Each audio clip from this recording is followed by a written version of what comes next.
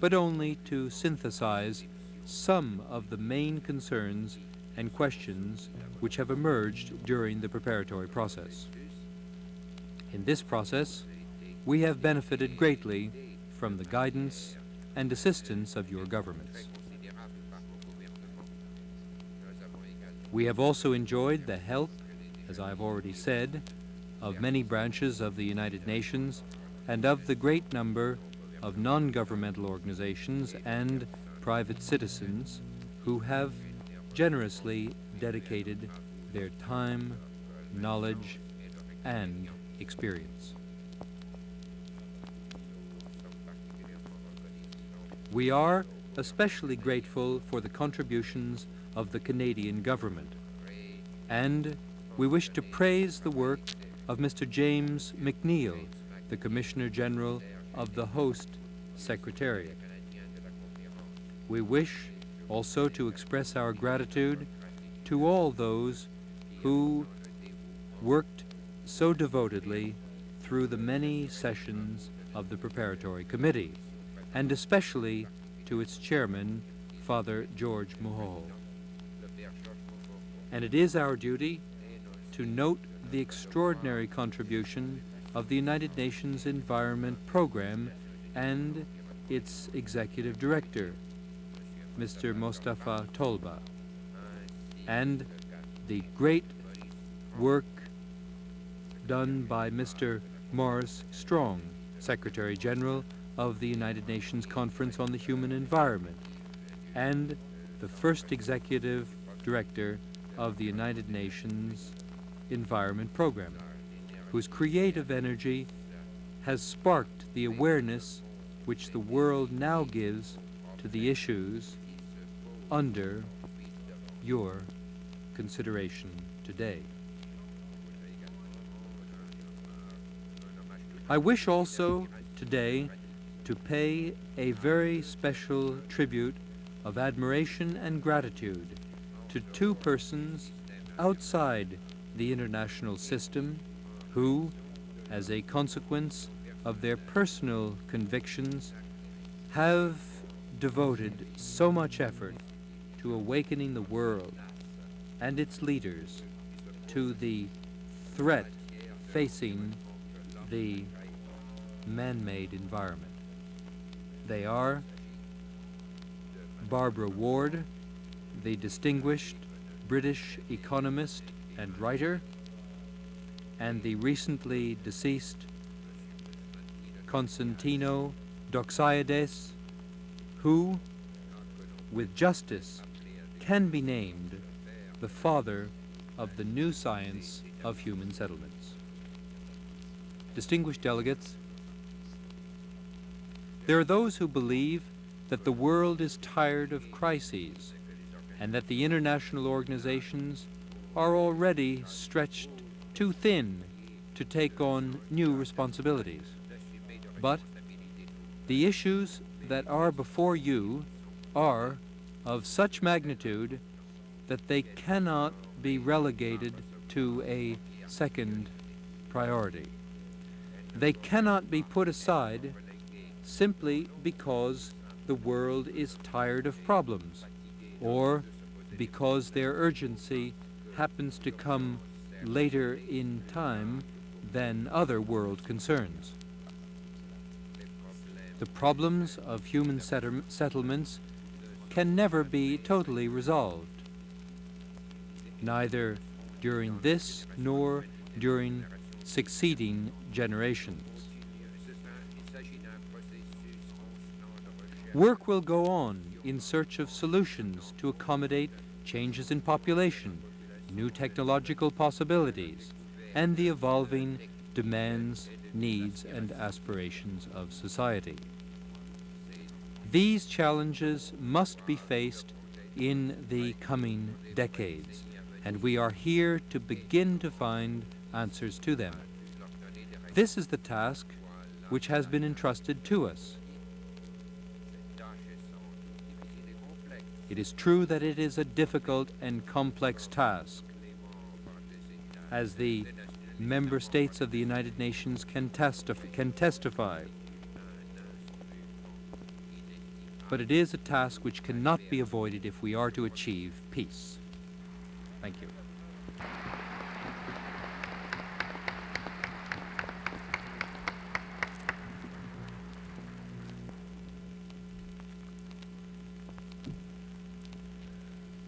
I sincerely want to thank the Secretary General of Habitat, this United Nations Conference on Human Settlement. The analysis of the issues before the conference, which you have presented, Mr. Penalosa, with such remarkable lucidity, should greatly facilitate our work. Your important statement has indeed set the tone for the general debate, and I'm sure delegations here will take it fully into account. The Executive Director of the United Nations Environment Program wishes to make a brief statement. As you know, the Governing Council of UNEP has been fully involved in the preparatory process of the conference under the mandate given by the General Assembly. The audiovisual component of the conference has been largely financed through the generous financial assistance provided by UNEP. It is my pleasure to give the floor to its Executive Director, Dr. Mustafa Talba.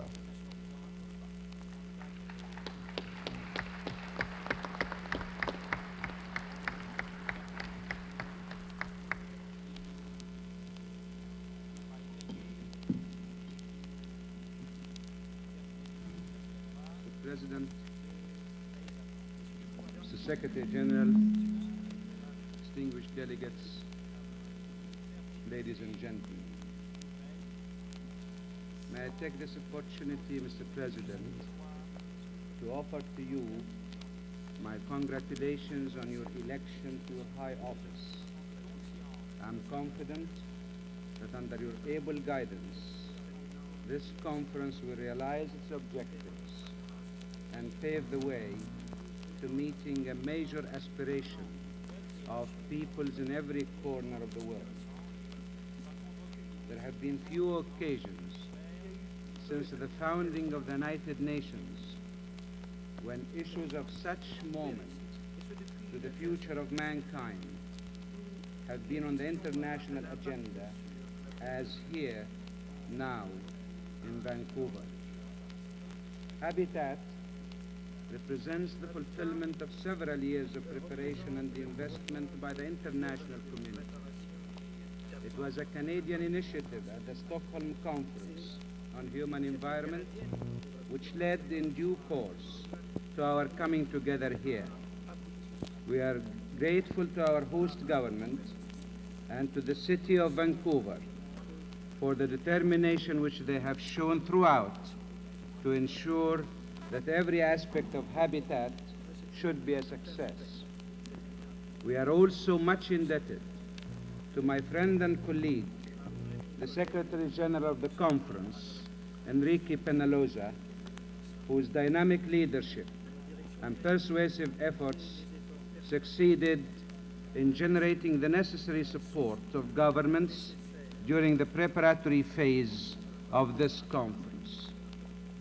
We in UNEP are looking to Habitat to achieve a shift in vision which will bring the urgency of human settlements issues sharply into focus and so promote a coherent strategy and related actions to deal with the problems facing the world's cities, towns, and villages. Experience teaches us not to be starry-eyed about the results of international conferences, but I'm encouraged to believe that this conference will have a most profound impact on thinking and practice in the world over during the next 20 or 25 years. It could and must be the occasion for a fundamental reorientation of our approach to an issue which is central to the future welfare of mankind. Mr. President, UNEP is wholeheartedly committed to the success of this conference. Indeed, as you said, we have supported Habitat since its inception, and we have a deep, close interest in its outcome. Our Governing Council was the initial forum for discussing the purposes of habitat, and it has each year since 1973 considered the progress report from the Secretary General of the Conference. Moreover, as you just mentioned, Mr. President, UNEP extended sizable financial support to assist with the audiovisual part of the conference, especially meeting costs incurred by developing countries. Consequently, we are very involved partners with a major stake in the success of the Habitat enterprise. For these reasons, I feel it proper to speak of our hopes and expectations from Habitat. In contributing to your deliberations on the complex issues you will be tackling in the next few days, UNEP has two particular dimensions which we feel are relevant to your consideration of the various items of your agenda. First, the problems which arise in the context of human settlements are but a part, though certainly a major part, of those which concern the environment as a whole. Second, the struggle to improve human settlements must be seen within the wider context of the relationship between environment and development and the building of the new international economic orders. These are no mere academic concerns. They are essential to the understanding of the nature of the human settlements crisis and to selecting the proper course of action to deal with that crisis. The first dimension, the integral relationship between human settlements and the human environment, is a relationship which was given recognition and prominence at Stockholm almost 4 years ago in the declaration adopted then, in the recommendations contained in the action plan, and in the institutions proposed to deal with environmental problems. With the guidance from Stockholm, UNEP has attempted to define a conceptual basin program that satisfies the many and complex relationships between human settlements and the other subsystems of the environment. In doing this, we borrowed from the principles developed in the appropriate disciplines of the natural and social sciences.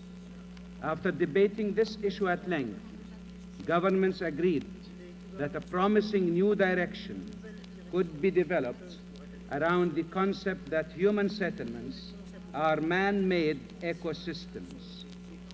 In the context of this concept, a satisfactory human settlement is one which provides shelter, sustenance, communications, and employment, and which meets social and cultural needs without seriously polluting or destroying the natural environment upon which the continued life of the settlement and its inhabitants depends. It was with these views in mind that the Governing Council of UNEP, at its 4th session, less than 2 months ago, took several decisions which reaffirmed the close link between human settlements and the environment of which they form a part. In particular, the Council invited the delegations participating in the Habitat Conference to take the following 2 points into account when considering institutional arrangements for human settlements within the United Nations system. And here I quote, A, the Stockholm Conference proclaimed that both aspects of man's environment, the natural and the man-made, were essential to his well-being and to the enjoyment of basic human rights, even the right to life itself. The first recommendation of the conference emphasized that the planning, improvement, and management of rural and urban settlements demanded an approach at all levels, embracing every aspect of the human environment, both natural and man-made. B, the linkage between the man-made environment and the natural environment is of prime importance, and their interrelationship must be considered in all forums dealing with international cooperation in order to ensure the improvement of the quality of life of all peoples. End of quote. These considerations, ladies and gentlemen, have from the outset guided UNEP's own human settlements program, whose main objectives are to assist governments in formulating national strategies for human settlements which take the environmental dimension into account, to demonstrate on a pilot project basis the feasibility of a comprehensive approach to problems of human settlements, and to coordinate activities, especially international activities, in the field of human settlements so as to avoid duplication and encourage transfer of experience. A central feature of the program is the promotion of environmentally sound, low-cost technologies for use in human settlements. Mr. President, it was no accident that the Stockholm Conference not only proposed to establish the United Nations Environment Program, but also called for an international conference on human settlements and an international fund or financial institution for human settlements. While the preparations for this historic Habitat Conference were still underway, the international community took concrete steps to enhance the capacity of the United Nations to deal more effectively with the human settlements questions by establishing the United Nations Habitat and Human Settlements Foundation. The principal operational objective of the foundation, as stipulated by the General Assembly, is to assist the strengthening of national programs relating to human settlements, particularly in developing countries, through the provision of seed capital and the extension of the necessary technical assistance needed to mobilize resources for the design and improvement of the human habitat. The Foundation's activities are planned and undertaken in the light of the broad environmental concepts endorsed by the Governing Council of UNEP. The Foundation is now operational with its own secretariat, with its general procedures, and a number of projects in various countries. Close harmony between the program of the Foundation and that of UNEP is ensured by the Governing Council of UNEP, which is also the governing body of the Foundation, and through the fact that its administrator is responsible to the Executive Director of UNEP. Through all stages of the establishment of the Foundation, the political support of governments has been steadily increasing to the point where we now have complete unanimity on the necessity and importance of such an institution. This support is now being translated into concrete financial contributions. In the past few months, several governments have pledged contributions, including a generous offer of $1 million from the government of the Philippines and $100,000 from the government of India. A number of governments, in responding to my appeal for financial support to the Foundation, indicated that they would consider the matter after the Habitat Conference. It is my earnest hope that all governments will make commitments to the Foundation during or soon after this conference. In this connection, allow me, Mr. President, to emphasize that irrespective of the institutional arrangements which governments may decide upon, the needs of millions of people, the Foundation was established to relieve, and the cause it was set out to serve will not only continue to be relevant, but will become increasingly pressing and call for urgent and effective action. Mr. President, the second dimension I wish to put before you is the place of human settlements within the theme of environment and development. Human settlements take on a special significance in this context because it is in human settlements that both the need for development and the dangers to the human environment are most evident and concentrated. If we cannot resolve the apparent conflicts between environment and development objectives in human settlements, we cannot solve them anywhere.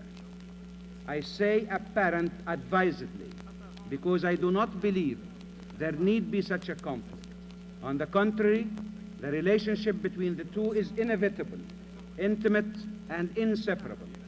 Environment and development could be considered as the two sides of the same coin. Conflicts only arise when one objective is pursued in ignorance of the other. For this reason, UNEP's commitment to environment implies an intense concern with development. Putting this concern into a human settlements perspective, I believe that in your deliberations, you may wish to bear in mind the following related sequence of principles. First, in planning and managing human settlements, the top priority must be to meet basic human needs. Second, in so doing, great care must be taken to minimize the impact on resources and the environment at large, and so ensure the environment's sustained productivity. Third, the purpose of our concern with human settlements should be the positive improvement of the human environment. This will not come about, though, if our approach is haphazard, uncoordinated, or ignores ecological constraints. Fourth, at every level, from the international, where UNEP has a key role to play through its environmental assessment program of Earthwatch, to the individual city or town, we need to monitor changes in human settlements and be alert to the danger signals of environmental sickness. Finally, all this will come about only if we can promote alternative patterns of development and lifestyles in rich and poor countries. Thus, human settlements are seen to have a central place in the environment development nexus. If the changes we hope to set in train through our participation in this conference are to be effective and sustained, then the planning of human settlements must now take account of the need for alternative patterns of development, for the widespread use of environmentally sound technologies, for the encouragement of self-reliance, and for the discouragement of the wasteful and irrational use of natural resources. These are all prominent elements in the new international economic order. They are also key features in the environmentally healthy world which UNEP advocates, and they should be at the core of our approach to the human settlements issue. Mr. President, Habitat Conference is unique. Human settlements problems, being what they are, primarily local and national problems, have now engaged the earnest attention of the international community. This conference can very well go down in history as a landmark in man's efforts to assert his dignity, and not only to make this one earth a better place to live in, but to make life itself worth living. For all our efforts to succeed, it is imperative that the noble decisions we take here are backed by the unwavering political will of governments. It is hoped that we will all rise to this opportunity and challenge which Habitat Vancouver will throw at us, and we will fulfill the hopes of millions of people in this home of mankind. Thank you, Mr. President.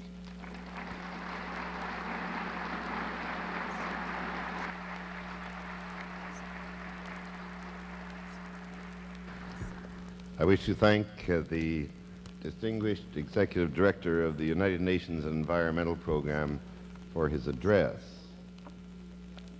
Distinguished representatives, I've been informed that the United Republic of Cameroon has indicated that it will not be able to serve as Vice President of the conference. In view of this, the chairman of the African group has proposed Zaire as a candidate for this vice presidency. May I take it that the conference agrees to elect that nominee? It is so decided.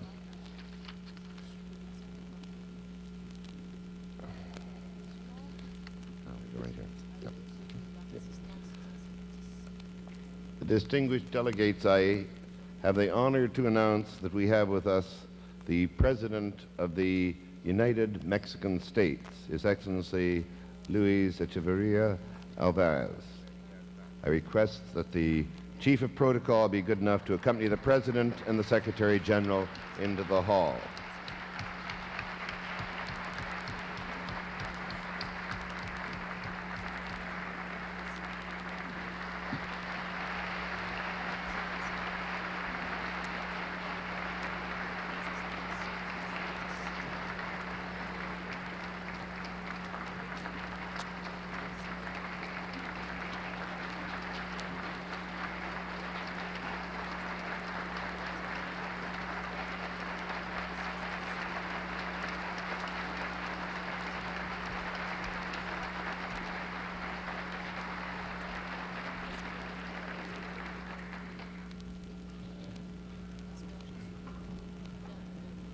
On behalf of the conference, I have the honor to welcome and to present our respects to Your Excellency, Mr. Echeverria, President of the United Mexican States, and to invite you to address Habitat United Nations Conference on Human Settlements.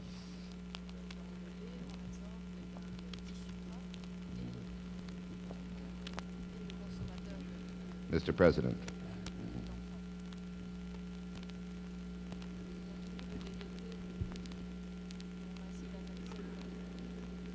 Excelentísimo Distinguished Secretary General of the United Nations,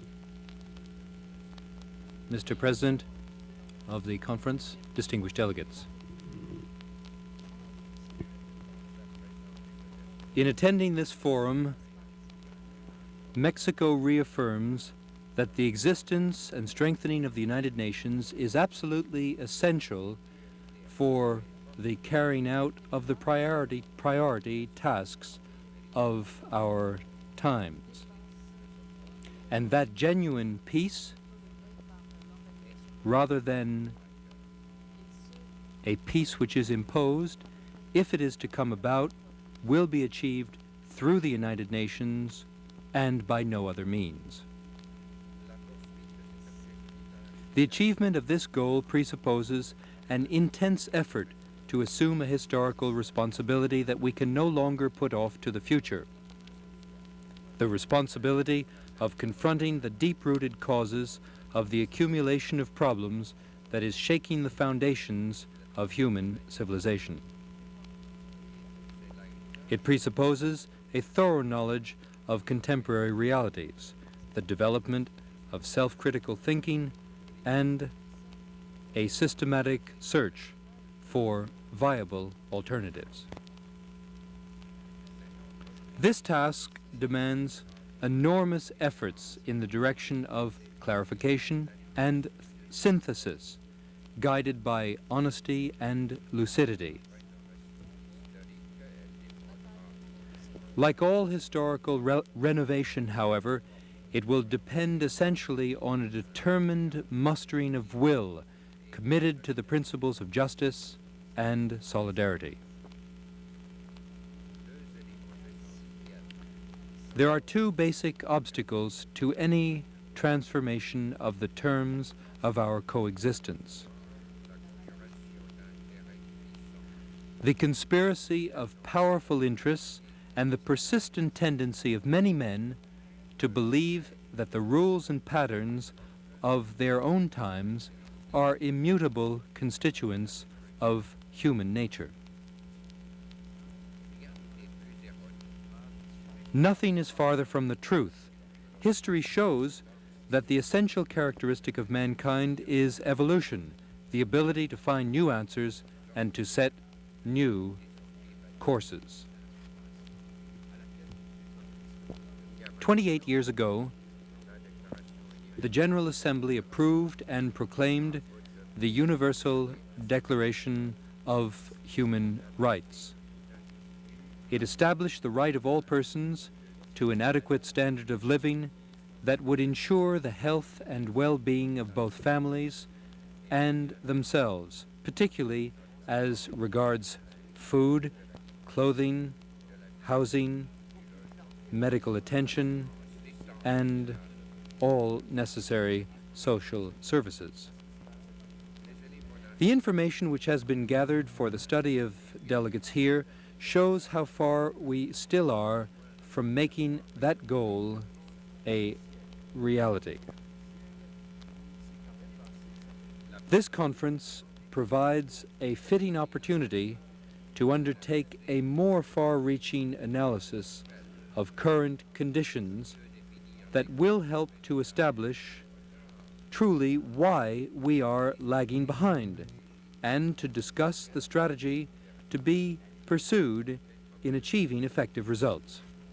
In particular, it will be possible here to study certain of the most relevant aspects of the problem represented by today's human settlements, a problem that is a source of concern to the entire world, but is even more distressing to the poor nations. Here you will study such matters as mass migration from the country to the city, the proliferation of poverty belts, illegal land holdings, the increasing amount of housing that fails to meet even minimum standards of safety and decency, land speculation, pollution of the environment, the rising costs and insufficient supply of public services, cultural deformation, rising crime rates in our cities, in short, the degradation of human coexistence. Once again, we must insist on a fundamental fact. The urban problem, like so many others, will never be solved if we think of it as something autonomous, as a specific and isolated element. It is simply another link, and not even the most weighty or most explicit link in a whole chain of material circumstances that go to make up the reality of our times and are reflected in our lost cities and slums.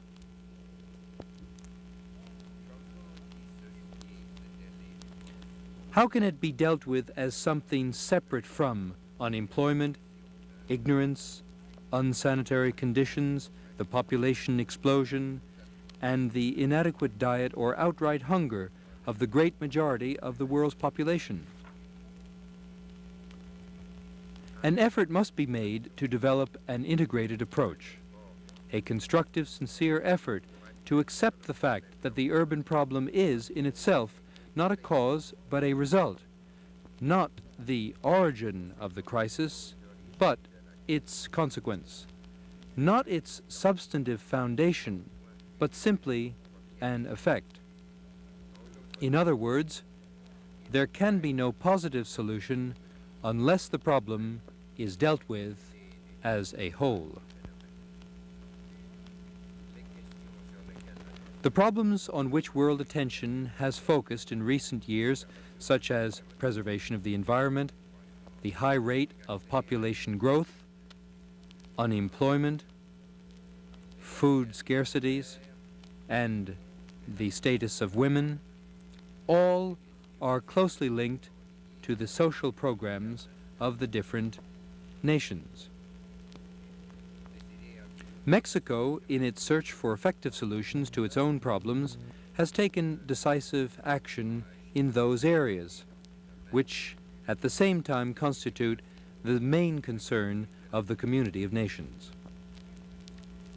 It is no coincidence that our country has been taking a more active part in international gatherings ever since setting in motion at home the changes that were indispensable for dealing with problems that, at the world level, are a source of great concern to our organization.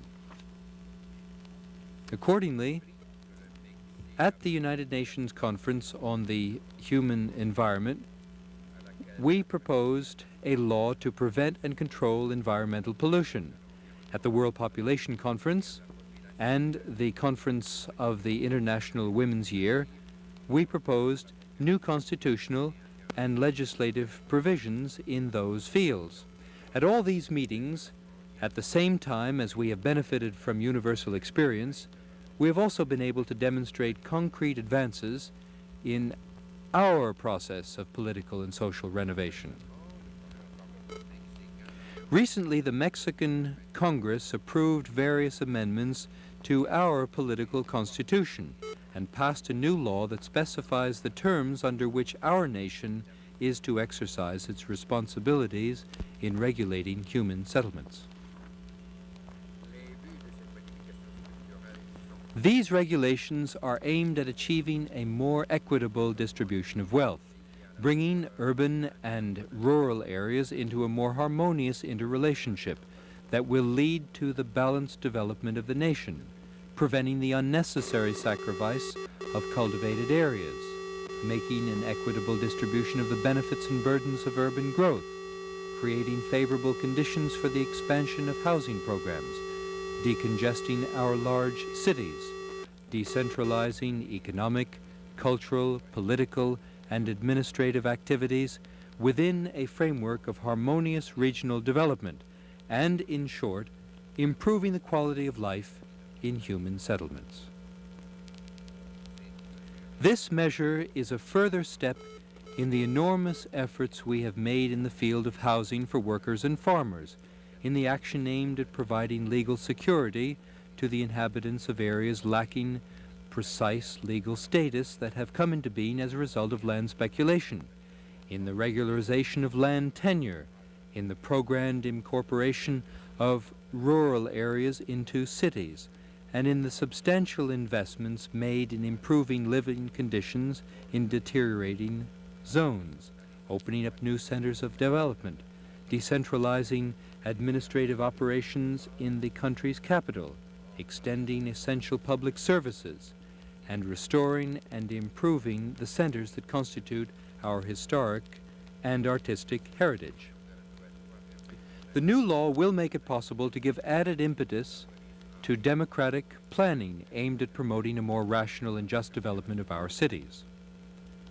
Thus, for example, we are promoting the creation of autonomous development poles in our country, in which there is to be a coordinated establishment of industrial centers and agricultural production centers that will ensure higher employment levels and living standards in rural areas, avoid migration from the provinces, and aid in preserving the environment. Despite the fact that our country, like other third world nations, has applied itself to this aim with firm determination, our achievements and our real prospects still fall far short of fulfilling our aspirations. This is so because under present-day circumstances, national efforts alone cannot correct phenomena whose structural origin lies beyond our borders. There can be no substantial answers to these questions if we remain subject to the irrational system prevailing in international relations. It is imperative, therefore, that we forge ahead in our efforts to shape a new order founded on solidarity and cooperation. Although the phenomenon of human settlements is the concern of all, it must be recognized that there are differences between their structure, origin, dimensions, and consequences in wealthy nations and in poor nations.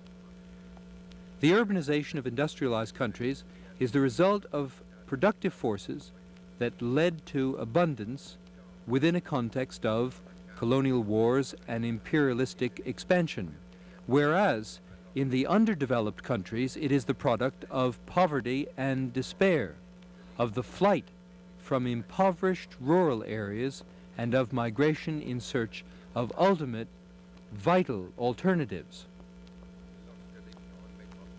By the time population levels in the leading nations of the world passed the 1 million mark, those nations had already several decades of industrial revolution behind them. The rural masses that arrived at the gates of the European cities as labor reserves and made the accumulation of capital possible because of their low wages are not the same masses that are flooding today into the cities of the underdeveloped countries, only to remain on the periphery. That is a situation that is not only unjust, but causes insurmountable crises in the economic models which are based on internal exploitation and dependency abroad.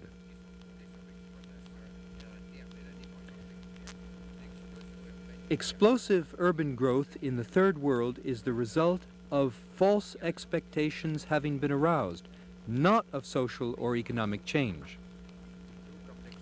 In poor nations, just as the population explosion came as the result of lowering death rates without taking into account the expansion of the forces of production, urban growth has been the result of the absence of a sound economic and social infrastructure. Urban growth, the false urban growth of the Third World, is not the consequence, rather, of a freely chosen economic system that is in accordance with the true interests and possibilities of the population. Rather, it is the result of an alien system, an imposed economy that is subject to metropolitan interests based on the accumulation of wealth and power, on speculation and on waste. In the past, access to urban life meant a step upward to greater freedom, more security, and a better existence. Today, in countries who are on the margin, to move from the country to the city, to that degraded existence in lost cities and in slums, frequently implies not self-improvement, but regression, and is simply further proof of the fact that the present world economic system is incapable of solving the imbalances of our times.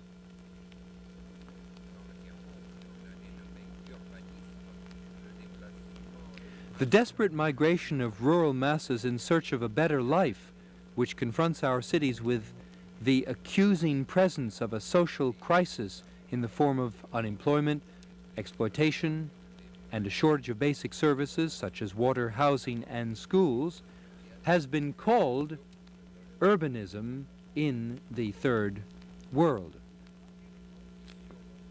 The disruption of life in human settlements in peripheral areas has been caused by a system of domination that operates in a manner of which the peoples of the world are unaware. Massive resources and surplus value are transferred on the national level from some regions of a country to others, and on the international level from poor nations to rich ones in exchange for unilaterally fixed and unfair remuneration. In industrialized countries, the tertiary sector, services, has reached a new stage of economic development based on mass consumption and provides employment for skilled workers in the more modern technological and administrative systems. In cities, in underdeveloped countries, on the other hand, those activities conceal a structure of unemployment and underemployment. Under such conditions, the so-called services are not those actually needed by society, and those who provide them attain only minimal levels of economic reward and stability.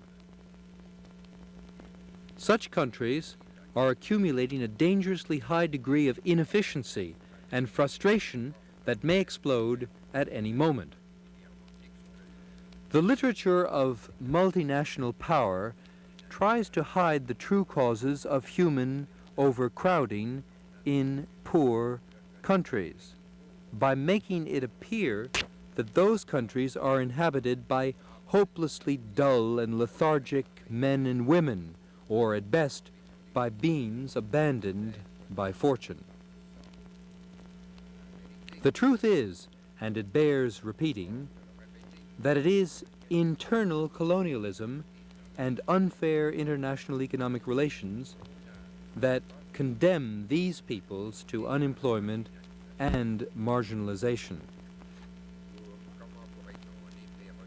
How could the human tide that is moving to the cities actually be kept in the rural areas with a decent standard of living when the prices of food and raw materials are at the mercy of mercantile monopolization and iniquitous international speculation? How could productive efficiency be increased in the primary sectors when under such circumstances acquiring tools and technology implies an enormous drain on our economies? ¿Cómo puede pedirse un esfuerzo persistente? How can we demand persistent and continued planning efforts from our countries when many of them are weighed down by poverty, when their national priorities are obstructed from abroad, when the availability of resources of all kinds is dependent on arbitrary, uncertain, and burdensome transfer by the centers of power, and when decisions are taken on the basis of information which presents a false vision of the country and the world that favors the interests of the strongest powers? The noble aims of this conference cannot be achieved in practice if those problems, like all the others borne by the world today, are not considered at the same time from an integral viewpoint, which does not divert our attention to a search for fragmentary and merely circumstantial solutions that are doomed by their very nature to fail, leaving the true causes of injustice intact and ensuring that passage of time alone will suffice to render the crisis more acute. It would be most unfortunate if this meeting were to be turned into a mere forum for accusations and lamentations that serve no constructive purpose. It would be even more serious, however, if we were to seek to impose answers that are foreign to the real needs of the greater part of mankind. If this conference is to produce valid options, it will have to be detached from metropolitan ethnocentrism and be formulated, those options will have to be formulated from democratic viewpoints capable of promoting projects of true priority to nations, of financing them without ties of any kind, and of fostering human dignity based on justice and freedom. We therefore reject all would-be cooperation that tends to reproduce patterns that are foreign to our aspirations, since such patterns are basically vehicles for economic and cultural penetration, for hegemony and dependency, which, for that very reason, do not solve our problems but only make them more acute. In the matter of human settlements, international organizations are faced with the task of coordinating their efforts and formulating specific programs for cooperation. To be viable, however, any program must not be founded on the forced adherence of nations to plans that are not in accordance with their interests, but rather on the answers they themselves provide for their objective needs. We reject any attempt at determinism. On the contrary, we advocate democratic planning and the sovereign and structured participation of all nations in the task of shaping the future. For that very reason, this conference is part of the great theme of our times, the division of the world into a block of abundance and an enormous archipelago of poverty. The attitude which the industrialized states have recently adopted in economic matters reveals the extent to which their real dispute is waged not in the sphere of worldwide ideological conflict, but rather in that of specific economic interests, and how easy it is for powerful minorities to reach circumstantial agreement when the majorities make specific demands and organize for action. When matters come to a head, however, questions of profit and loss have always proved more powerful than the standards of freedom, democracy, justice, and solidarity. This situation also reveals a further harsh truth. Any other contradiction between peoples is outweighed by the contradiction between rich and poor nations. The former struggle to expand their power, the latter simply to preserve their fundamental right to survival. Monetary disorder, widespread unemployment in large areas of the world, the renewed and growing deterioration in the terms of trade faced by developing countries, and the increasing gravity of the problems deriving from the foreign debt have accentuated the structural distortions that neocolonialism imposed on our economic and social systems. They have made the expression developing countries paradoxical, since in many of those countries what has actually occurred has been a clear-cut involution toward poverty and dependence, an involution of the development of the terms of international relations that results in greater impoverishment, in direct and indirect aggression, and in political and economic pressures that frustrate the hopes of many nations. In spite of the gravity of those problems, the fourth UNCTAD conference in Nairobi showed that possibilities for any concerted world action between the powerful nations and the third world nations to jointly implant a new international economic order are becoming dangerously remote. Up to now, the developed countries have had the power to profit from passing crises by subjecting the great masses of the world's people to even more rigorous conditions of poverty. This has created the false illusion that contemporary imbalances can even be good business for those who, for centuries, have systematically administered in their own favor the injustice that has prevailed in the world. For that reason, the Charter of Economic Rights and Duties of States, and more recently, the initiative to establish the Common Fund for the financing of stabilizing reserves of basic commodities, and the proposals contained in the Manila Declaration presented by the third world countries at the fourth UNCTAD with a view to establishing a more rational and equitable organization of financial and commercial relations, the transfer of technology, and the development and economic cooperation for development, have all been received by the centers of world power with deep mistrust, as if they were part of some arbitrary attitude on the part of the underdeveloped world.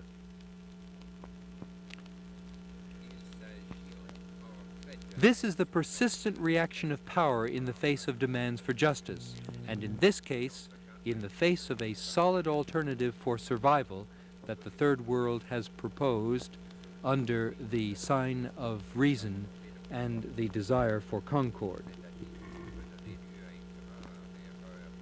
This attitude may constitute a grave historical error. To meet demands for equity that have their basis in the fact of our mutual interdependence with absolute rejection, a categorical no or indifference is tantamount to refusing to realize that affairs have reached a limit difficult to sustain. The accumulation of poverty is leading to a dead end from which escape is possible only by means of a qualitative change. If we do not make these changes through negotiation and understanding, we shall inevitably be led to violence. To further increase the numbers of the marginalized masses and to manipulate the agony of peoples in order to finance the economic recovery of countries that have for so long lived in abundance shows a lack of foresight that can only lead to the gravest consequences. We must face the present situation with a cold eye. The rules of present-day international life cannot be sustained. They carry with them the seeds of international instability, and their contradictions lead to permanent and numerous points of conflict.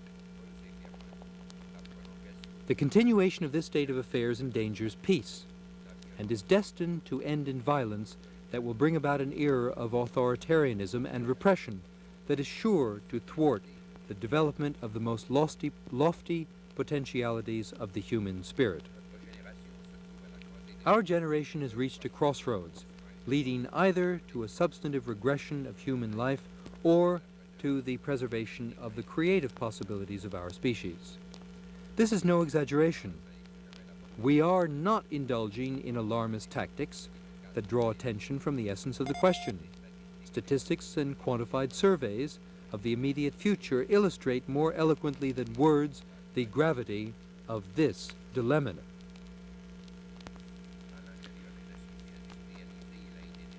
To provide the bases for stability and progress in the industrialized nations, it was necessary to create conditions appropriate for a certain balance in the distribution of income.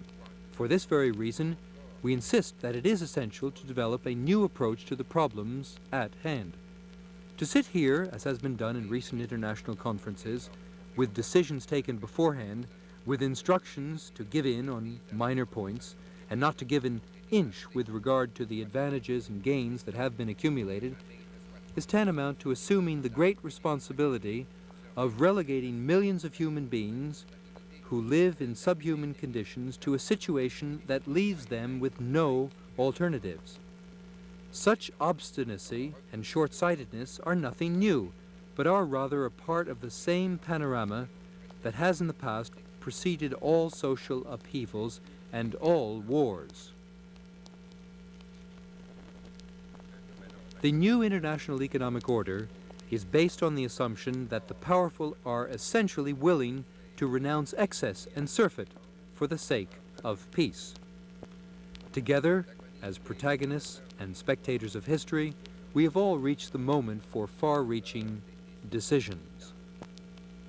It is absurd for immense financial resources to be lost in rearmament, destroyed by the waste of the consumer society, and eroded by inappropriate use of the heritage of mankind. The time has come to develop a rational project that defines the use of energy and natural resources as elements of social change that serve man, and sees the use of technological innovations and economic resources not as power serving the interests of the strongest, but as the result of the collective creation of all human beings. This program can be carried out. Its historical viability cannot be impugned. Nevertheless, its implementation implies abandoning rhetoric and moralizing attitudes in order to find practical approaches and take definite steps. Despite the delaying tactics and obstinacy of the power centers, today we reiterate our willingness to aid in keeping the dialogue alive. We have always believed in negotiation as a means of finding areas of understanding between different ideologies and conflicting interests, as well as in the possibility of devising machinery for cooperation that offer legitimate advantages to all peoples. In Nairobi, the Third World once again proved, in spite of obstacles and a lack of understanding, that it has a civilizing project based on moderation, strict historical objectivity, and a genuine spirit of conciliation. We, Third World countries, must accompany our determined pursuit of joint and harmonious world efforts with immediate progress in our own coordinated relations. Our political organization must be carried a step further to a new stage of economic organization. Next September, a meeting of the member nations of the Group of 77 will be held in Mexico for the purpose of developing a program of cooperation among our countries. The fundamental obligation of all Third World governments today is to begin the task of organizational analytical, and creative transformation. Unless we establish solid, efficient, and modern states, we will not be able to combat internal distortions in our own societies.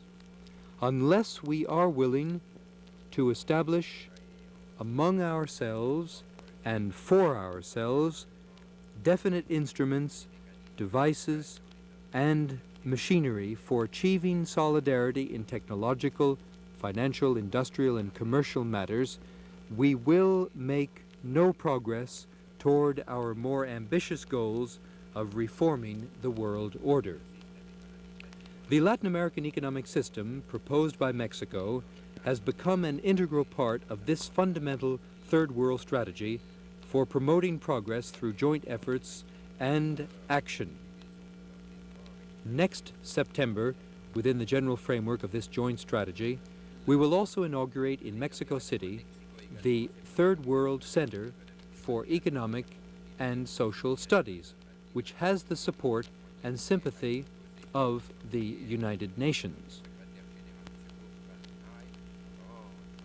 Our Secretary General, His Excellency Dr. Kurt Waldheim, has done us the honor of laying the cornerstone of this institution. Only in this search for a more just and balanced order can this Human Settlements Conference achieve major solutions. For the purpose of studying these problems is to find means of providing more fitting living standards for both rural and urban dwellers that will enable them to fulfill their inherent potential and exercise the human rights recognized by the community of nations. The United Nations continues to be the best forum for bringing about the understanding among peoples that the changing conditions of international coexistence demand. The organization was born in 1945 as the result of an agreement among victorious nations to which dozens of independent nations joined. Today, in 1976, 144 states containing the vast majority of the world's population belong to the United Nations. The change has been radical. In a little more than 30 years, the people of more than 100 territories still under colonial rule at the time of the San Francisco Charter